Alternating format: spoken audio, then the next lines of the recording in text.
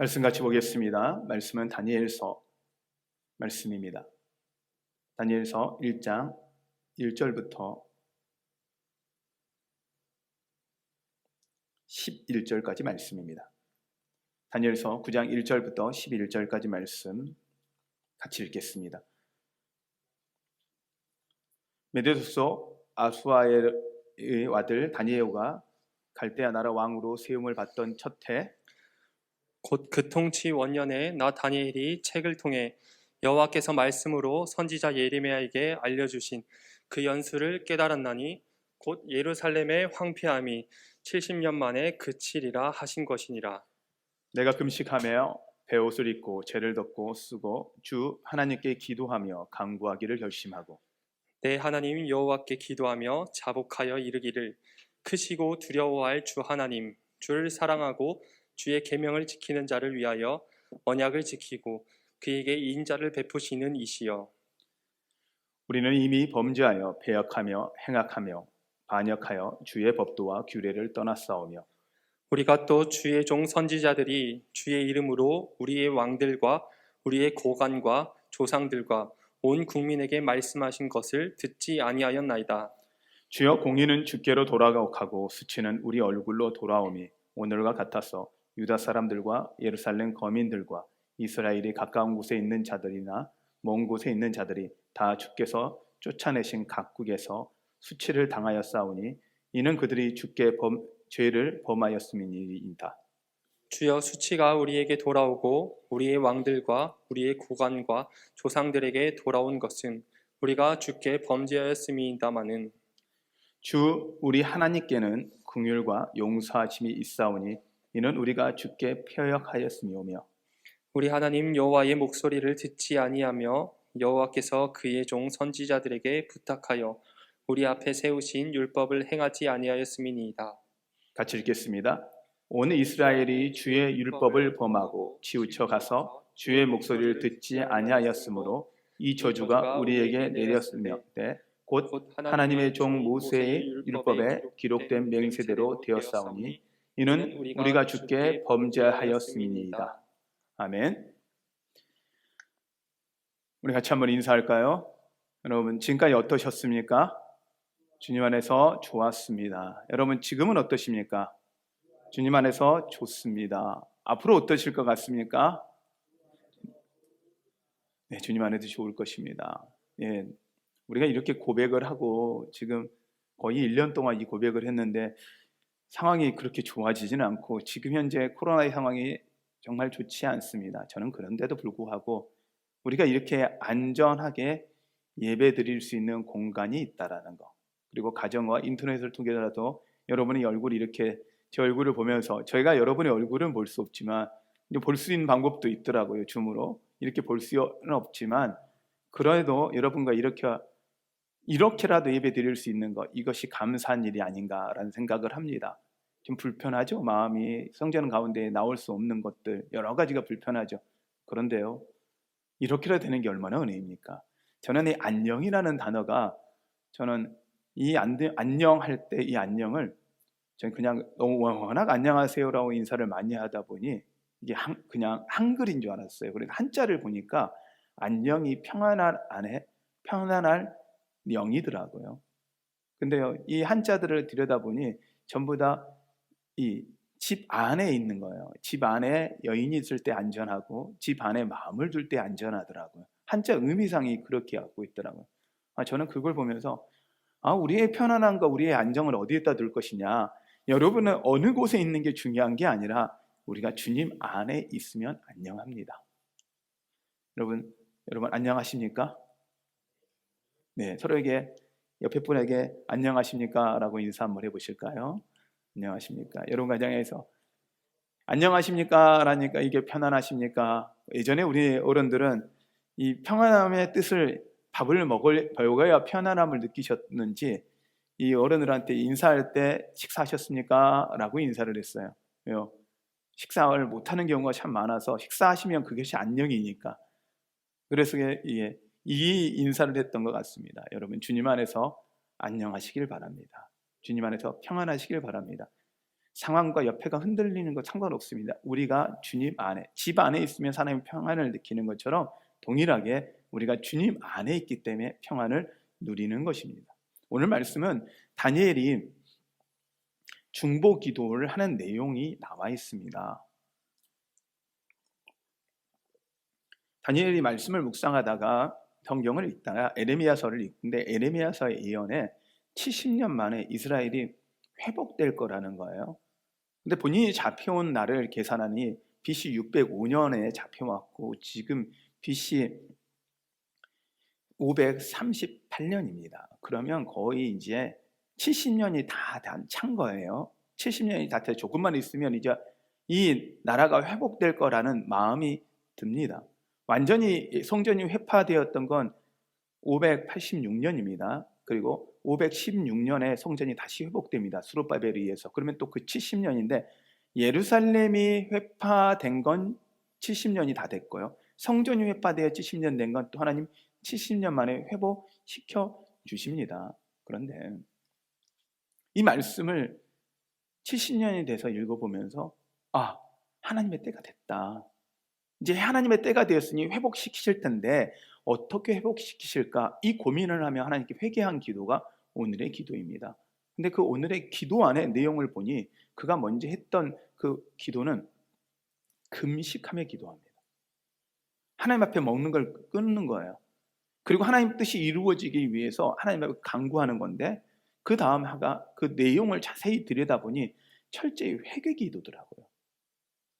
우리가 왜 이렇게 어려움을 당했고 우리가 왜 이 지금 현재 포로로 잡혀서 이 순환과 수치를 당하고 나라가 없어졌느냐 알고 봤더니 하나님이 모세에게 주셨던 계명을 그들이 지키지 않았고 그들이 하나님과 다윗과 했던 언약도 지키지 않아요.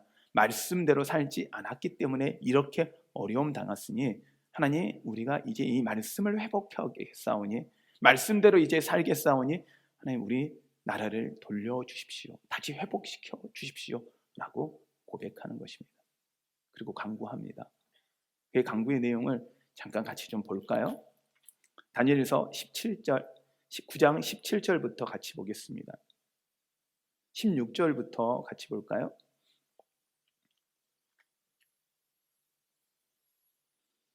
16절부터 한 절씩 같이 좀 읽겠습니다. 주여 구하옵나니 주는 주의 공의를 따라 주의 분노를 주의 성 예루살렘 주의 거룩한 산에서 떠나게 하옵소서. 이는 우리의 죄와 우리 조상들의 죄악을 말미암아 예루살렘과 주의 백성이 사면에 있는 자들에게 수치를 당하였니이다. 그러한즉 우리 하나님이여 지금 주의 종의 기도와 간구를 들으시고 주를 위하여 주의 얼굴빛을 주의 황폐한 성소에 비추시옵소서. 아멘. 저는 이 기도가 여러분의 가정 가운데 이루어지기를 소원합니다. 하나님의 얼굴의 빛이 여러분 가정 가운데 이루어지기를 원합니다. 나의 하나님이여 귀를 기울여 들으시며 눈을 떠서 우리의 황폐한 상황과 주의 이름으로 일컫는 성을 보옵소서. 우리가 주 앞에 간구하옵는 것은 우리의 공의를 의지하여 하는 것이 아니요 주의 큰 공의를 의지하여 함이니이다. 19절 말씀입니다. 주여 들으소서, 주여 용서하소서, 주여 귀를 기울이시고 행하소서, 지체하지 마옵소서.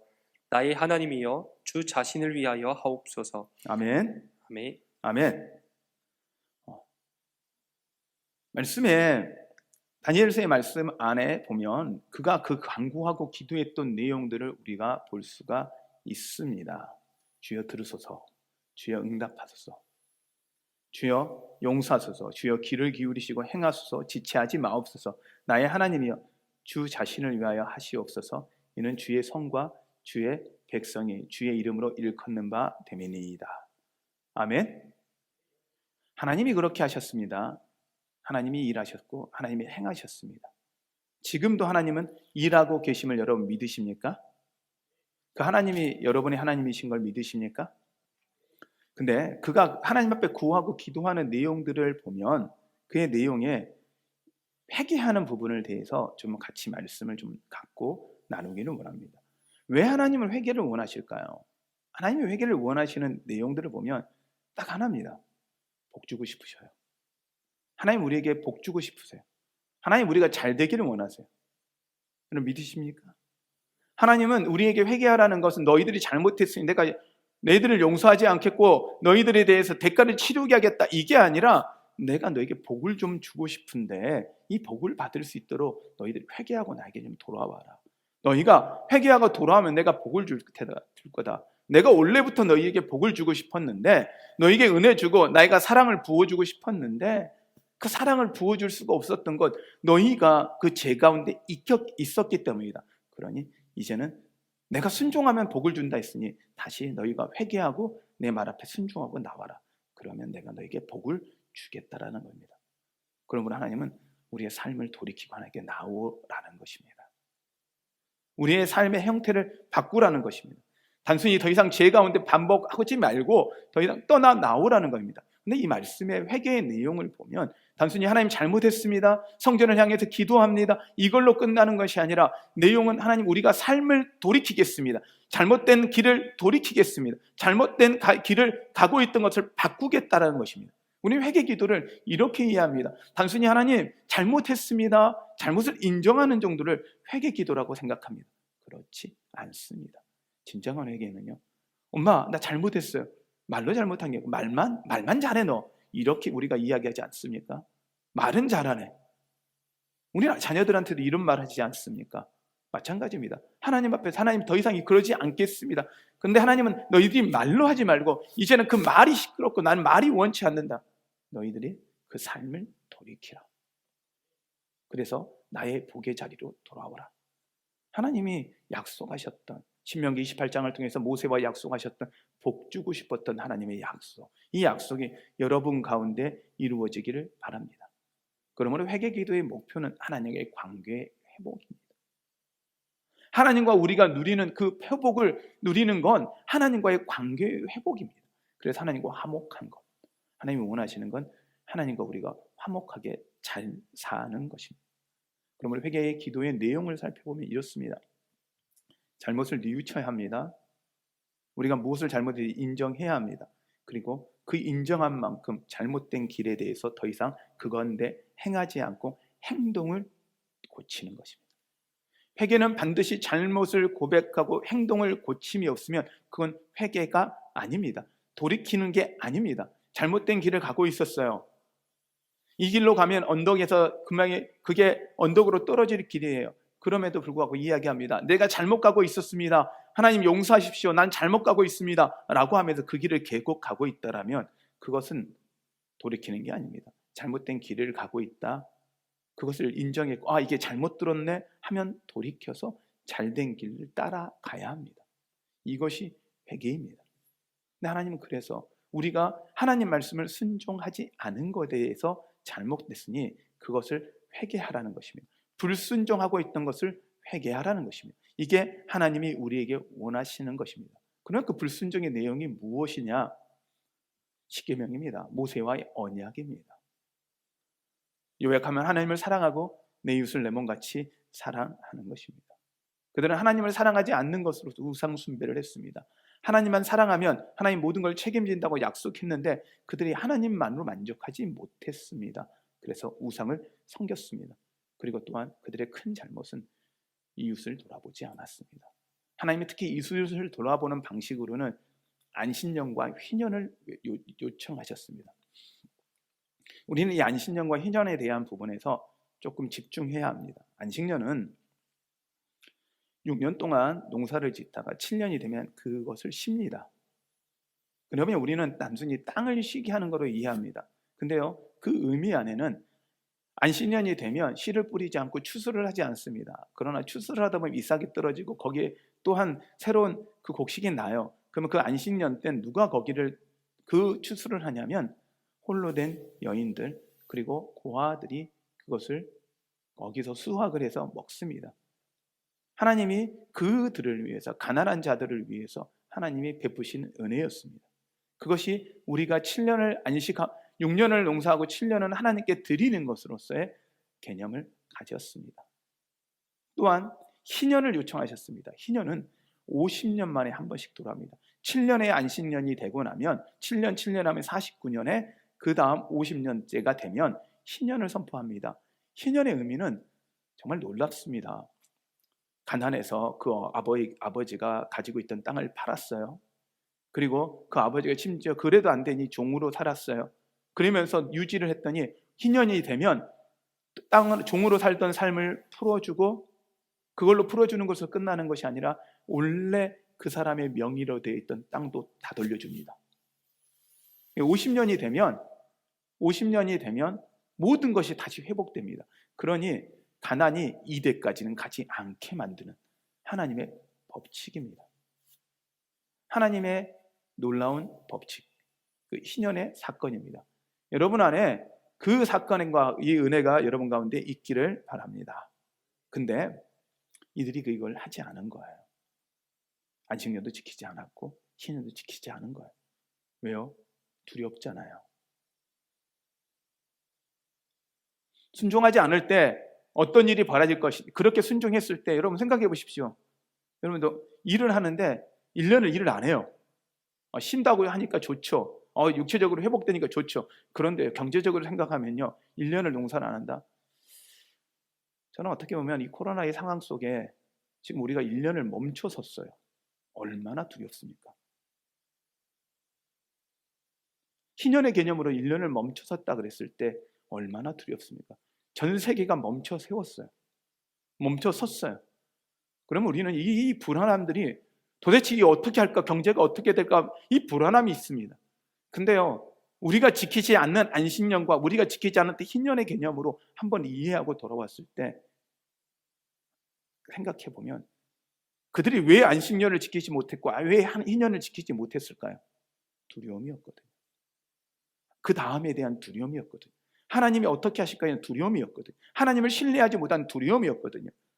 그러면 여러분, 이게 모험적인 이야기입니다. 하지만 여러분, 이미 우리는 겪고 있지 않습니까? 그렇다면 이 1년 마음 편하게 하나님께 드리고, 이제 그 다음 새해, 그리고 이 코로나가 끝난 이후에 하나님이 주실 복 앞에 우리가 어떤 자세로 나가야 할 것인지, 하나님 멈춰 세워버리면요, 멈춰 쓸 수밖에 없는 게 우리 인생이라는 걸 인정해야 합니다. 우리가 이것을 배워야 해요. 이 레슨의 시간 가운데, 이 시간 가운데 이걸 배우지 못하고 그냥 버텨내버린다라면 그것은 의미가 없을 것입니다. 그러기에 우리의 경제와 우리의 이 지구와 이 모든 것이 우리 마음대로 되지 않는다는 걸 우리가 인정하고 하나님을 인정함으로 하나님 앞에 온전히 하나님 사랑과 이웃 사랑을 회복하는 여러분 되시기를 바랍니다. 이것밖에 방법이 없습니다. 근데요, 이럴 일이 있을 거에 대해서 하나님은 이미 예견하시고 우리에게 회개할 때 어떻게 해야 할지, 어려움이 닥쳤을 때 어떻게 해야 될지 하나님은 정확하게 말씀하고 있습니다. 역대하 7장 말씀을 같이 보겠습니다.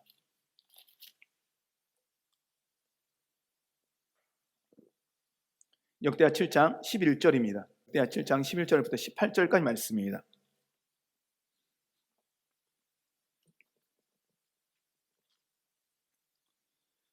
한 절씩 교독하실까요? 솔로몬이 여호와의 정과 왕궁 건축을 마치고 솔로몬의 심중에 여호와의 정과 자기의 궁궐과 그가 이루고자 한 것을 다 형통하게 이루니라.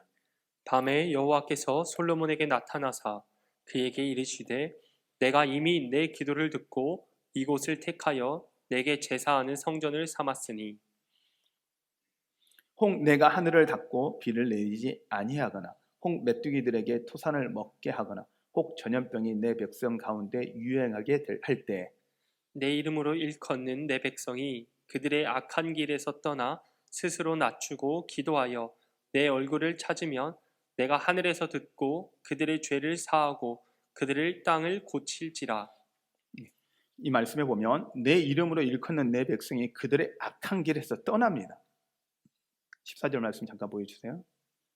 보시면 단순한 회개 기도가 아니라 먼저 행하기를 원하셨던 게 뭐냐면 악한 길에서 떠나 스스로 낮추고 기도하고 내 얼굴을 찾으면 내가 하늘에서 듣고 그들의 죄를 사하신다고 말씀합니다. 그들의 땅을 고친다고 말씀하십니다. 15절입니다. 이제 이곳으로 가는 이곳에서 하는 기도에 내가 눈을 들고 귀를 기울이니 이는 내가 이미 이 성전을 택하고 거룩하게 하여 내 이름을 여기에 영원히 있게 하였음이라. 내 눈과 내 마음이 항상 여기에 있으리라. 내가 만일 내 앞에서 행하기를 내 아버지 다윗이 행한 것과 같이 하여 내가 내게 명령한 모든 것을 행하여 내 율례와 법규를 지키면 내가 내 나라 왕위를 견고하게 하되 전에 내가 내 아버지 다윗과 언약하기를 이스라엘을 다스릴 자가 내게서 끊어지지 아니하리라 한 대로 하리라. 아멘. 아멘. 이 말씀에서 계속 강조하고 있는 건 17절 말씀을 다시 한번 조금만 보여주시면요, 내 앞에서 행하기를 내 아버지 다윗이 행하고 같이 하여 내가 내게 명령한 모든 것을 행하여 내 율례와 법규를 지키며. 그러므로 회개의 기도의 내용의 중요한 부분은 바로 고백하는 걸로 끝나는 것이 아니라 행동을 고치는 것입니다. 그리고 그 악한 길에서 떠나 더 이상 그 악한 길에 머물지 않는 것입니다. 여러분, 하나님 앞에 더 이상 악한 길에서 머무는 게 아니라 이젠 떠납시다. 그렇다면 이번에 우리가 이 코로나의 상황에서 우리가 우리 스스로를 돌아볼 때, 이 기근의 시간이 왔을 때 우리가 돌아봐야 될 게, 하나님 왜 기근이 왔습니까? 왜 어렵게 하십니까가 아니라, 하나님 우리가 뭘 고칠까요? 하나님 우리가 어떻게 삶을 바꿀까요? 라고 봐야 한다는 것입니다. 그러면 하나님이 우리에게 주신 기회이기에 우리가 해야 하는 건 하나님을 사랑을 회복하는 것입니다. 단순히 이 땅에 회복되는 것이 아니라 하나님을 사랑에 대한 회복이 있어야 합니다. 그리고 이웃 사랑에 대한 회복이 있어야 합니다. 어떻게 보면 우리만 아니라 전체가, 어느 누군가 몰라도 저는 제 개인적으로 이야기를 하고 싶은 건, 내 자신에게도 그렇습니다. 하나님 사랑을 회복하지 않고 이웃 사랑을 회복하지 않고는 이게 해결되지 않겠다. 해결돼도 문제다. 만일 우리가 정말 우리 인생이 우리 마음대로 된다라는 걸로 생각하고 인생을 살아왔다라면, 이렇게 끝까지 갔다라면 얼마나 불행할까요? 그런데요, 이 시기에 우리가 이 어려움이 왔다는 걸 깨닫고 나니 이게 감사한 일이 되더라고요. 그러므로 여러분, 우리가 해야 하는 건 하나님 앞에 성결을 향해 회복하고 기도하고 무릎 꿇고 손을 들고 기도하는 거 맞습니다. 다니엘도요, 이걸 알았기에 하루에 3번 문을 열고 예루살렘을 향해, 성전을 향해 손을 들고 기도했습니다. 하나님 그 기도를 응답하셨습니다. 하나님의 사랑을 회복하는 것, 이웃 사랑을 회복하는 것, 우리에게 아주 중요합니다. 그런데 하나님은 이것을 구체적으로 삶에서 어떻게 우리가 회복해야 되는지 성경을 통해서 말씀하고 계시더라고요. 로마서 말씀으로 좀 같이 가겠습니다. 로마서 12장 말씀입니다. 우리가 어떤 행동을 고치고 바꿔야 하는지 이렇게 이야기를 합니다. 로마서 12장 1절, 로마서 12장입니다. 1절부터 읽겠습니다. 1절을 제가 읽어드릴게요. 먼저 한번 읽어드리겠습니다. 1절 2절입니다. 그러므로 형제들아, 내가 하나님의 모든 자비하심으로 너희를 권하노니 너희 몸을 하나님이 기뻐하시는 거룩한 산 제물로 드리라. 이는 너희가 드릴 영적 예배니라. 2절 같이 읽을까요? 시작. 너희는 이 세대를 본받지 말고 오직 마음을 새롭게 함으로 변화를 받아 하나님의 선하시고 기뻐하시고 온전하신 뜻이 무엇인지 분별하도록 하라. 자, 그러면 저는 이 말씀을 보면서 1절 2절의 말씀을 잠깐 보면서 과연 우리 행동을 고치는 게 뭘까 할 때 로마서에서 이렇게 합니다. 이 세대를 본받지 말라. 하나님, 우리가 회개한다라면 우리가 잘못을 고백하는 것이고 그 다음에 행동을 고친다는데, 그럼 행동을 어떻게 고칠까요? 방향을 정확하게 이야기합니다. 이 세대를 본받지 말고. 그럼 이 세대는 어떤 세대냐? 또 말씀을 통해서 볼 텐데요, 이 세대 가운데 본받지 않고 하나님의 뜻이 무엇인지 분별해라. 그런데 그걸 위해서 어떻게 해라? 우리의 몸을 드려라는 것입니다. 단순히 알고 끝나는 것이 아니라 삶으로 드리지 않고는 이 세대를 따라가는 것이다. 너희들이 알고 했다면서도 그 죄 가운데 머물고 있다면 이 세대를 따라가는 것이다. 그러므로 너희들의 행동, 삶을 온전히 너희 몸을 하나님께 드림으로 그것이 드릴 영적 예배니라 라고 말씀하십니다. 회개가, 우리가 회개해야 되는 건 하나님 사랑입니다. 영적 예배를 회복하는 것입니다. 하나님 앞에 우리의 온전한 예배를 회복하는 것입니다. 근데 그 회복을 하는데 또한 우리의 삶을 돌이키는 것, 이 세대를 본받지 않는 것입니다. 그리고 하나님의 뜻을 분별하여 하나님 앞에 순종하는 것입니다. 근데 말씀해 보니, 그러면 하나님 앞에 이 세대를 본받지 않고 하나님 앞에 가는 방법을 하나님 사랑과 이웃 사랑을 통해서 로마서는 정확하게 이야기를 하고 있더라고요. 말씀 같이 볼까요? 9절 말씀입니다. 9절입니다.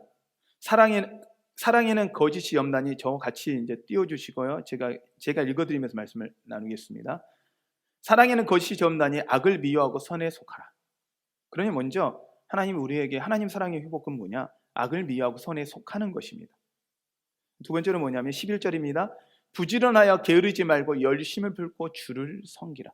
열심으로 주를 섬기라는 것입니다. 그리고 12절에 이렇게 이야기합니다. 소망 중에 즐거워하며 환난 중에 참으며 기도에 항상 힘쓰며. 어떻게 보면 하나님을 사랑하는 건 악에서 떠나 악을 미워하고 선에 속하는 것이고요, 열심으로 주를 섬기는 것이고, 소망 중에 하나님을 즐거워하는 것이고, 환난 중에 참는 것입니다. 지난주에 우리가 환난 중에 즐거워하라는 이 말씀과 같습니다. 그리고 또한 기도에 항상 힘쓰라. 이걸 바꿔서는 항상 쉬지 말고 기도하라. 항상 기뻐하라. 범사에 감사하라. 이 말씀으로도 바꿔서 말씀을 볼 수가 있습니다. 하나님 사랑을 여러분 회복하는 여러분 되시기를 바랍니다. 기도에 힘쓰신 여러분 되시기를 바랍니다. 성전에 나오지 못하니, 같이 예배드리지 못하니 여러분이 기도를 놓치시면 더 힘듭니다. 그러기에 여러분이 지금 내가 그냥 끌려가고 그냥 형식적으로 살아가는 크리스찬이었구나라는 걸 인지하시고, 하나님 이 어려운 가운데서도 우리가 신앙을 흔들리지 않고 1년의 어려운 가운데서도 흔들리지 않는 그 믿음으로 그 다음을 뛸 수 있을 만큼의 에너지가 갖고 영적 에너지를 갖는 여러분 되시기를 바랍니다. 그리고 또한 이제는 이웃사랑에 대한 회복에 대해서 이렇게 이야기합니다. 4절 5절은 제가 잠깐 이야기했습니다. 성도의 한 몸과 한 마음을 가지라는 거예요. 가족의식을 가지라는 거예요. 성도끼리는 가족이라는 거예요. 가족이 어려우면 어떻습니까? 돌아봅니다. 그래서 서로 우애를 가지고 서로 존중하고, 그 다음 해야 될 거 13절 말씀입니다. 12장 13절입니다. 그러면 어떻게 우애를 갖고 나눌 것이냐? 13절에 보면 성도에 쓸 것을 공급하며 손대접하기를 힘쓰라. 여러분, 성도들을 서로 돌아보고 부족한 것들을 채워주는 여러분 되시기를 바랍니다. 우리 안에서 그것들이 필요합니다. 그리고 손대접하기를 잘하십시오. 우리 교회에 손님이 많이 와서요, 대접하는 데 풍성하면 좋습니다. 원래 손님이 많은 끄는 집은 잘 되잖아요. 교회도 그렇습니다. 손님들이 많이 오고요, 우리 교회 안에 오고 싶은 사람들이 많아지면요, 우리 교회는 복됩니다. 아멘. 저는 우리 교회에 감사한 거, 우리 전사님들이 워낙 잘하시고 열심히 해주다 보니, 우리 장로님들도 워낙 또 잘해주다 보니, 우리 교인들이 잘해주다 보니 우리 교회가요, 나름요 전사님들 사이에서 오고 싶은 교회가 됐어요. 그래서 다른 교회들은 지금도 사역자를 못 구해서 저한테 구해달라고 막 요청을 합니다. 어떻게 그렇게 쉽게 구하냐. 우리는 공고하지는 않습니다. 왜냐하면 공고해서 올 사람 정도는 우리가 안 뽑는다, 이렇게 생각하고 저희가 정말 이렇게 인맥을 통해서만 뽑는데, 놀라운 건 금방금방 와요. 오고 싶어요, 진행교회. 여러분, 사역자들이 오고 싶은 교회 되면요, 교회는 잘 됩니다. 네. 몇 분 안 계시지만 아멘이 작은 걸 보니 마음에 안 드시는가 봐요. 사역자들이 오고 싶은 교회, 여러분 그 교회 복된 교회입니다. 아멘. 여러분, 목회자가 같이 목회하고 싶은 교회, 이게 얼마나 복돼요. 여러분, 그건 진짜 최고의 복입니다. 그만큼 여러분들이 좋은 분들이고 여러분들이 정말 잘하고 있다라는 거예요. 근데요, 여기에서 안주하는 게 아니라 열심을 내므로 하나님 앞에 우리 안에서만 머무는 게 아니라 어떻게 하냐면 손대접하기를 잘하라는 거예요. 성도끼리만 잘하고 끝나지 말라는 거예요. 손대접하는 잘하는데, 손대접하는 걸로 잘하는 걸로 끝나는 것이 아니라 그 다음 밖에 있는 사람에 대해서는 어떻게 할 거냐? 그 다음 이야기합니다. 14절입니다. 너희를 박해하는 자를 축복하라. 축복하고 저주하지 말라. 우리가 예배 드리지 못하게 하고 정부가 어렵게 하니 그리고 정부를 비난할 거냐? 그러지 말라는 거예요. 멈춰 서시라는 거예요. 정부에 대한 비난을 하시지 마시라는 거예요. 그 다음에 현 정부에 대해서도 여러분 옳고 그름에 상관없이 여러분, 우리가 이 한국에 사는 동안 이 정부를 향해 기도하셔야 합니다. 그리고 그들을 축복해야 합니다. 그들의 하나님 뜻대로, 그들이 뜻대로가 아니라 하나님의 뜻대로, 하나님을 두려워하여 하나님 앞에 온전히 설 수 있도록 우리는 그들을 위해 기도하고 지지하고 밀어줘야 한다는 것입니다. 그렇다 그래서 우리의 뜻과 생각 안 맞을 수 있죠. 우리 생각과 맞지 않을 수 있죠. 어떤 정부가 들어서든 우리 양에 차는 정부가 있었습니까? 없습니다. 그러면 우리가 하면 잘할까요? 그럼 한 번씩 한번 생각해 봅니다. 그럼 내가 하면 잘할까? 아닐 것 같아요. 누가 해도 욕먹을 것 같아요. 그 자리 자체가 욕먹는 자리 같아. 그러면 우리가 해줘야 될 건 무엇이냐? 우리를 힘들게 하고 교회를 힘들게 한다 그래서 그를 핍박한다 해서 그들을 욕할 것이 아니라 우리가 해야 될 건 그럼에도 불구하고 축복하자는 거예요. 왜? 그 다음 하나님 말씀하십니다. 또한 16절, 15절입니다. 즐거워하는 자들과 함께 즐거워하고 우는 자들과 함께 울라. 이 코로나의 상황 가운데 사람들이 힘들자고 하잖아요. 우리가 선제적으로 어떻게 대면회의 해도 됩니다. 우리의 교회는 20%만 온다 그래도 우리 교회의 공간은 충분합니다. 충분한 공간입니다. 그럼에도 불구하고 우리가 비대면 예배로 가는 이유는 선제적인 것입니다. 즐거워하는 것 즐거워하고 우는 자들과 같이 울기 위한 것입니다. 이 시대 상황 가운데 그들에게 이 마을 지역 사람들 간에 우리 성도들 간에 서로 불편하지 않게 하자는 겁니다. 그럼에도 불구하고 우리 신앙 지킬 수 있고 하나님 예배할 수 있고 우리가 잘 할 수 있다는 걸 우리가 진짜 신앙인임을 보여주자는 것입니다. 모여서만 예배 드려야, 성전 안에서만 예배 드려야만 살아남는 크리스찬이 아니라 어느 곳에 있든지 우리가 어떤 곳에 있든지 우리가 온전히 하나님께 예배할 수 있고 진정한 그리스도의 삶을 살 수 있다는 거 보여주자는 것입니다. 우리 한사람 교회인들, 이 정도의 흔들릴 교인이 아니라 어떤 박해 가운데서 흔들리지 않는 믿음이 있음을 저는 믿습니다. 저는 여러분들을 신뢰합니다. 하나님은 여러분을 신뢰하십니다. 그러기에 여러분 예배 드리는 그 자체, 지금 그곳에도 드리면서 하나님 앞에 온전하게 예배 드리신 여러분 되시기를 바랍니다. 그리고 16절에 이야기합니다. 서로 마음을 같이하여 높은 데 마음을 두지 말고 도리어 낮은 데 처하며 스스로 지혜 있는 채 하지 말라. 겸손하라는 뜻입니다. 그리고 17절에 이렇게 이야기합니다. 아무에게도 악을 악으로 갚지 말고 모든 사람 앞에 선을 도모하라. 선을 도모하랍니다. 악을 악으로 갚지 말라고 합니다. 18절입니다. 할 수 있거든 너희로서는 모든 사람과 더불어 화목하라.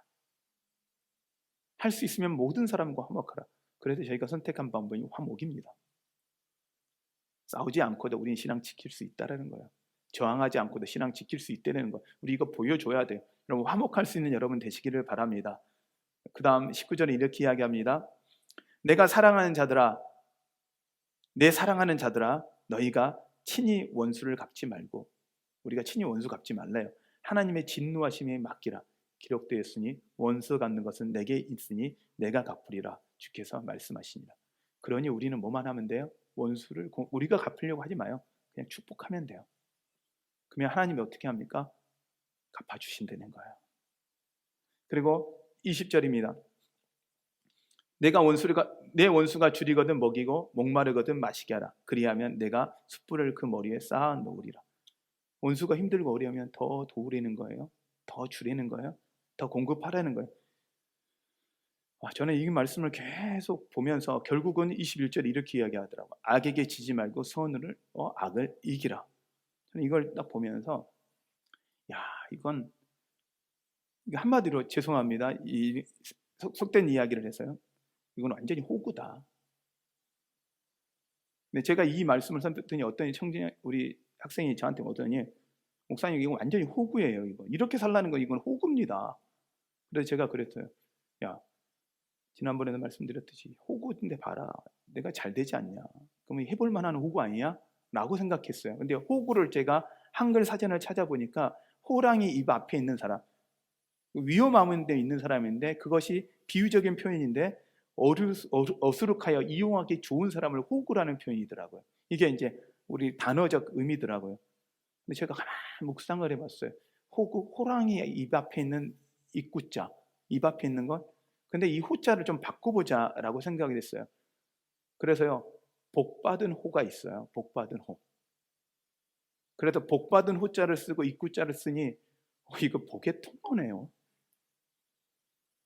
성경대로 읽으면 완전히 이거 호구거든요. 하나님이 우리가 세상 가운데 호구 되라는 거예요. 복받은 통로 되라는 거예요.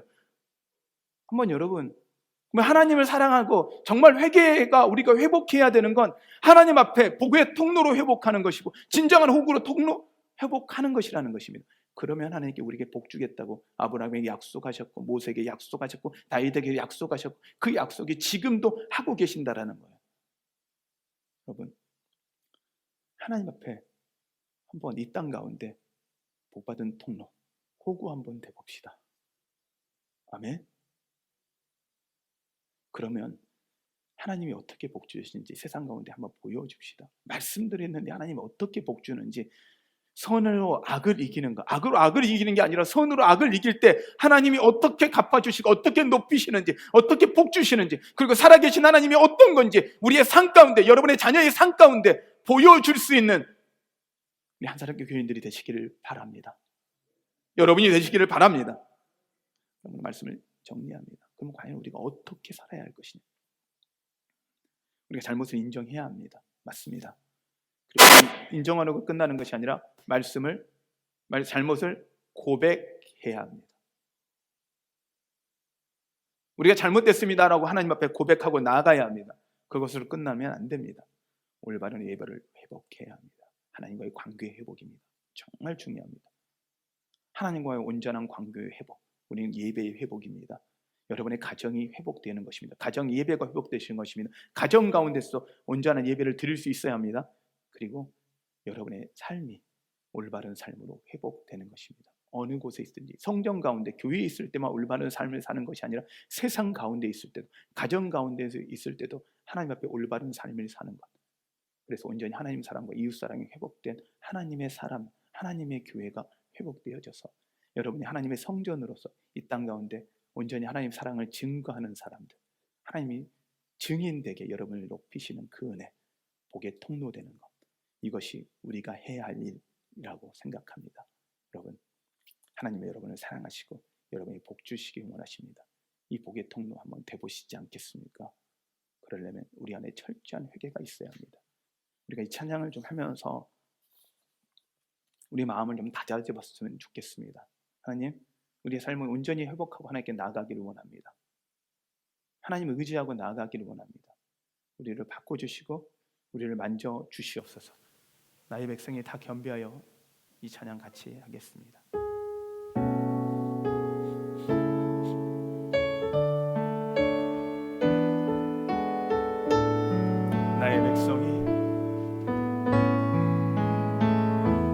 나의 백성이 다 겸비하여 내게 기도하며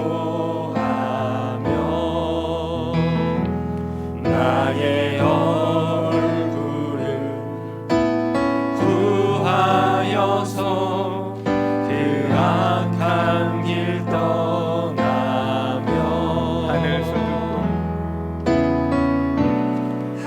하늘에서 듣고 죄를 사하며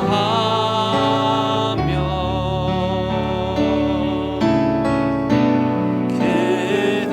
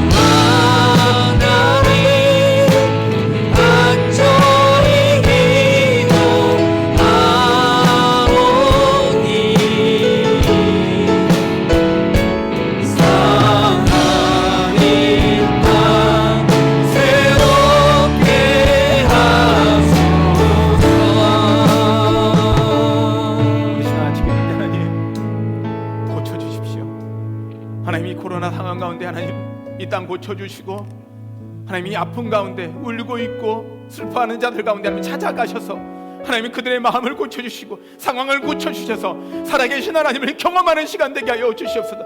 이 위기가 아니라 하나님이 주시는 하나님을 만날 수 있는 기회가 되게 하여 주시고, 우리를 하나님 그런 도구로 삼아 주시고 사용하여 주시옵소서. 하나님 이 땅 고쳐 주시옵소서. 하나님을 향한 기도하오니 하나님 그렇게 하여 주시옵소서. 우리 함께 기도합니다. 기도하겠습니다. 하나님